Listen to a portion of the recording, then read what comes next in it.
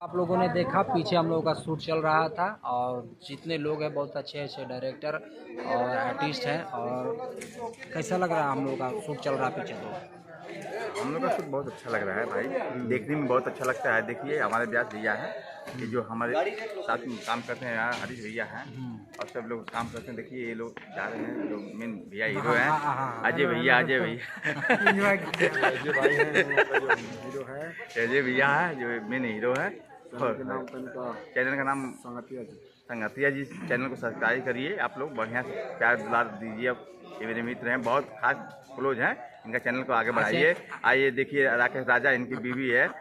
बोल बोल बोल तेरी बीवी का नाम है? हाँ, सोनी सुमन नाम है। सोनी सुमन का भी चैनल आप सब्सक्राइब करिए, क्योंकि पपी लेना तो ले लीजिए।